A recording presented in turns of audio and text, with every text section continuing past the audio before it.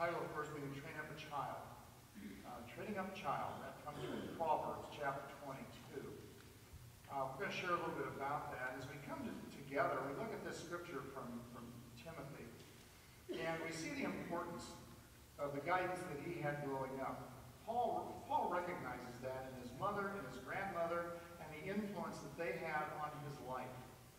When we think about parenting and raising children, we have a tremendous influence on not just our children, but grandchildren and other children that we come into contact with, and that we have any kind of opportunities to be with those children, whether it be children, grandchildren, nieces, nephews, even in a scout troop. There are a lot of important responsibilities that go with that. And we can't take enough time in a service or in a whole series of services to really adequately cover all the material that could even touch the surface of parenting and the importance of raising a family and children.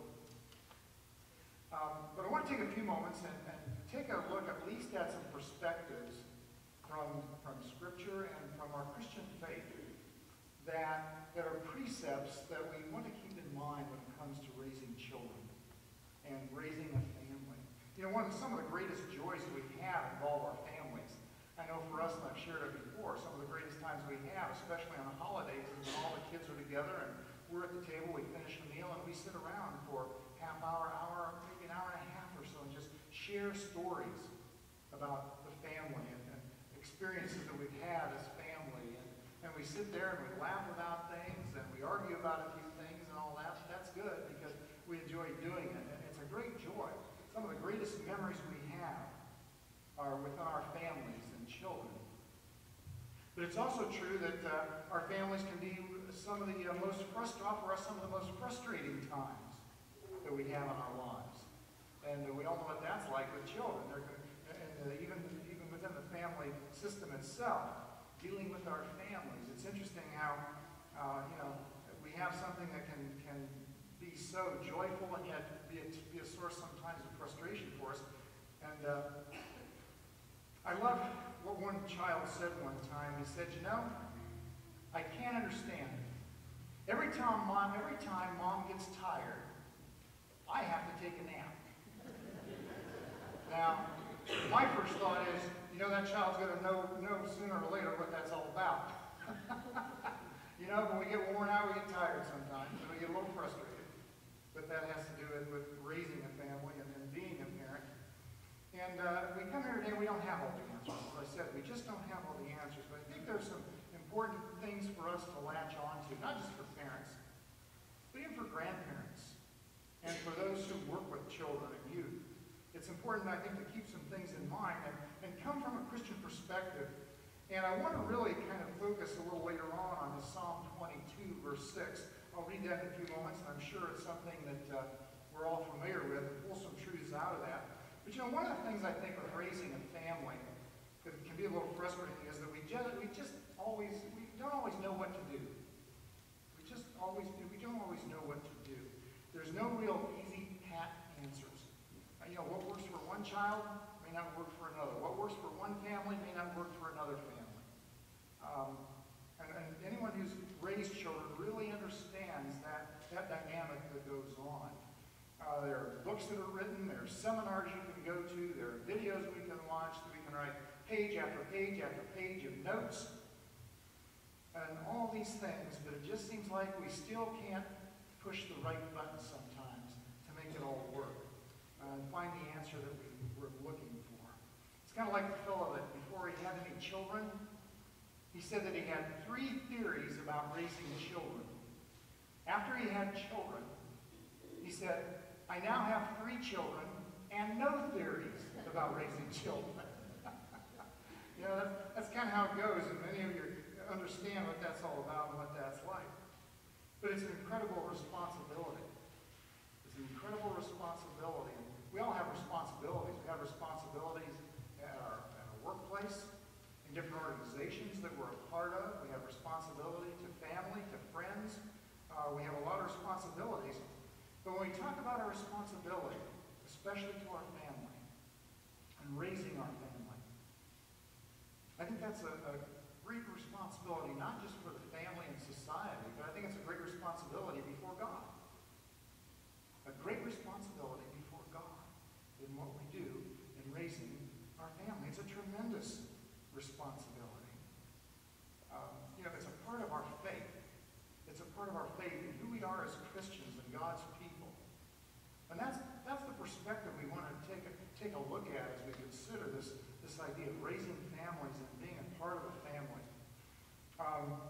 Proverbs 22, verse 6. It simply reads, "Train up a child in the way he should go, and even when he is old, he will not depart from it." Let's tear that apart a little bit. Let's just break that apart and take a look at it. As we begin with that idea of training up a child in the way that he or she should go, one of the things that's important is we need to know our children. We need to know our children. We need to know their characteristics. We need to know their temperaments. We need to know their likes, their dislikes. We need to know their personalities.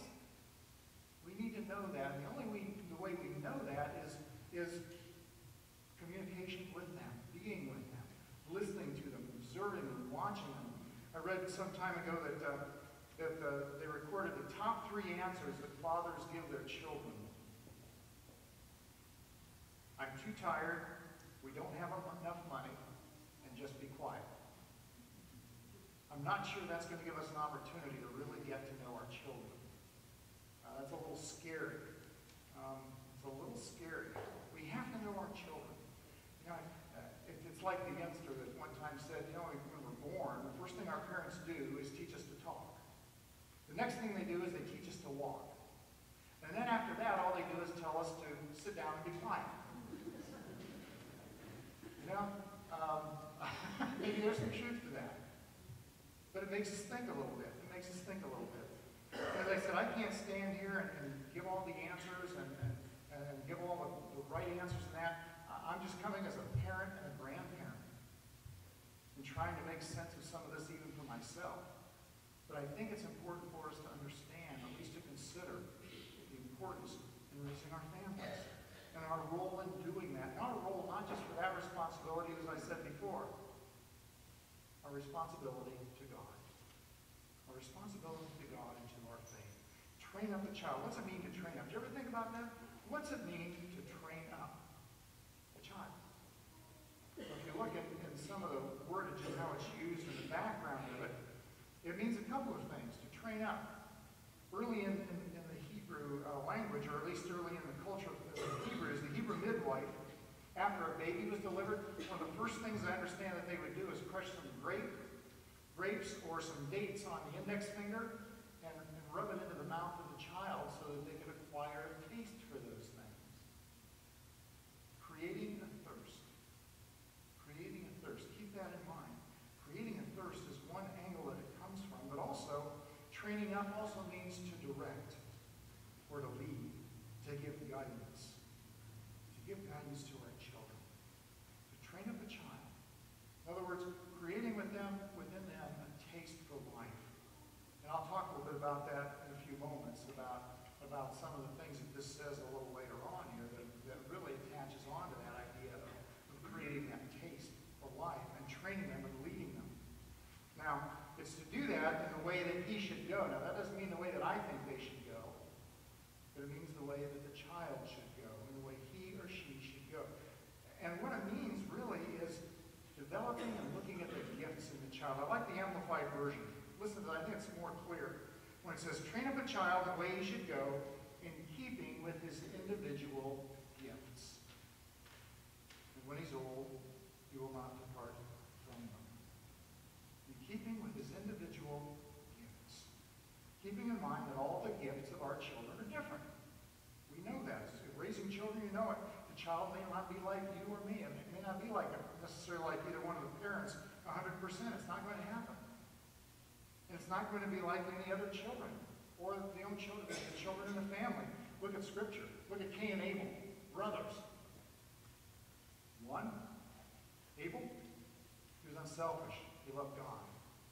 Cain, he was stubborn. He loved himself. Two totally different personalities there.